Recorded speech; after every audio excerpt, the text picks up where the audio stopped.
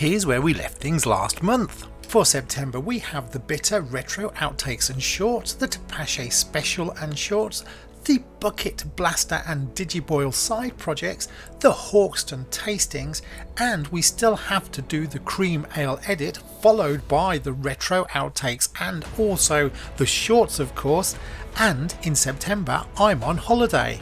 Spoiler warning, I didn't get through all of that, but let's see what we did manage.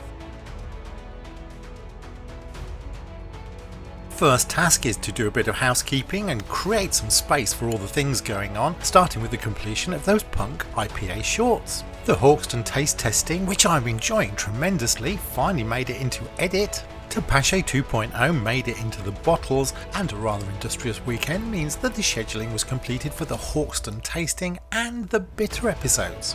5th of September we published the outtakes, so Punk moves into the completed column. 6th of September we crack open the first bottle of Tepache 2.0. No carbonation, didn't go that well. But to counter that, a pour from the cream ale from the mini keg was absolutely wonderful. Meanwhile, the first short from the TikTok 1901 cider exploded with over 200,000 views. Unbelievable! 7th of September and the first pour from the cream ale with lime. Now this is a nice drink, but I tell you what, I really do prefer the plain cream ale. That is going great guns. Meanwhile, bottle 2 for the Tepache 2.0, still no carbonation. But we did try it as a mixer with a beer. Again, not keen, though a slice of lime makes all the difference. The cream ale mini keg lasted only 3 days, it was so good it was gone by the 9th. The 12th and the Ice Spindle side project goes live and moves to the finished column, and we're back to another weekend where it's all happening. We have a new beer tasting side project. The Compass Point South is a wild yeast barrel aged wonderful sour by the Burning Sky Brewery. Totally inspired by all the TikTok feedback, I am now lining up a number of ciders for Christmas, including this time a real 1901 cider. It seems I didn't quite get that right. Back to the drawing board, this one's for Christmas. Clearly I'm running out of year, I'm going to have to bump those 2 clone recipes into 2026. However, 2 steps forward, 1 step back, I now have an additional side project which is a malt tea, the Golden Promise from the cream ale recipe.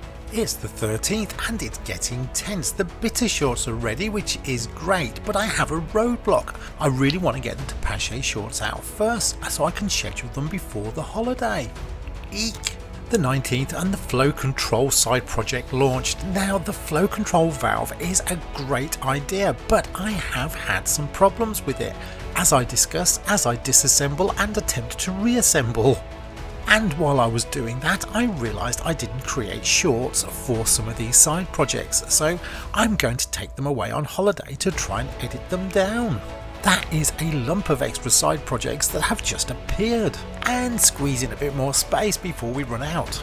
It's the last weekend before holidays and I managed to squeeze in the evaluation for the cream ale. Now I have to say the plain cream ale is looking like it's coming out as a 9. Almost perfect. The Homebrew shorts finished and the Tepache shorts started. And the final September release is that fantastic original Homebrew Turbo Cider, though as I discovered, not the 1901, but more on that soon. So miraculously I end the month with Tepache, Homebrew and the Ordinary Bitter all ready to go, giving me some breathing space for next time. The cream ale is in edit, and I have this massive list of side projects I can hopefully knock a few off over the next few weeks. But this leaves us with a huge gap with anything going on as far as brewing is concerned. I'm gonna have to get busy when I get back. Happy holidays everyone, cheers, like and subscribe.